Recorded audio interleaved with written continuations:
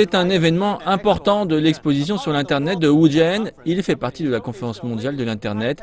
Les entreprises présentent leurs nouveaux produits et solutions de haute technologie.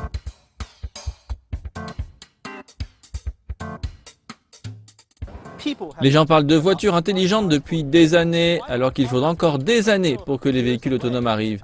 La conduite assistée est maintenant disponible commercialement grâce à l'évolution des technologies des capteurs. En tant que compagnie, nous offrons des assistants de conduite autonome qui actuellement équipent de nombreux véhicules. Maintenant, nous sommes au niveau 2 et nous avons aussi un autre véhicule qui est au niveau 4. Je peux dire que le niveau 4 a certaines valeurs commerciales dans des applications à vitesse plus restreinte et la plupart des applications dans les 10 prochaines années resteront dans le domaine du rôle d'aide à la conduite.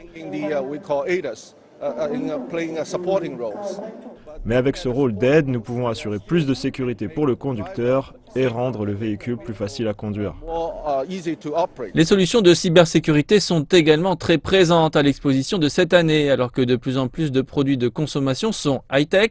Une plus grande partie de l'infrastructure chinoise se connectera à Internet.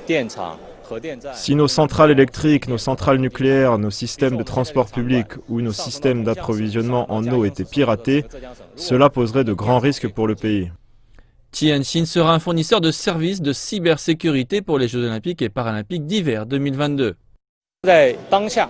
Notre système de cyberdéfense est basé sur des technologies telles que le Big Data. Aujourd'hui, nous sommes en mesure de déterminer, en temps réel, de quel pays proviennent les cyberattaques. En fait, nous surveillons la cyberdéfense des systèmes critiques de Wuzhen au moment où nous parlons. La cybersécurité a toujours été un sujet clé de la conférence mondiale de l'Internet dans un contexte de dépendance mondiale croissante à l'égard de l'économie numérique. Les discussions de cette année porteront également sur le mouvement des données et de l'information au-delà des frontières, ainsi que sur la gouvernance numérique.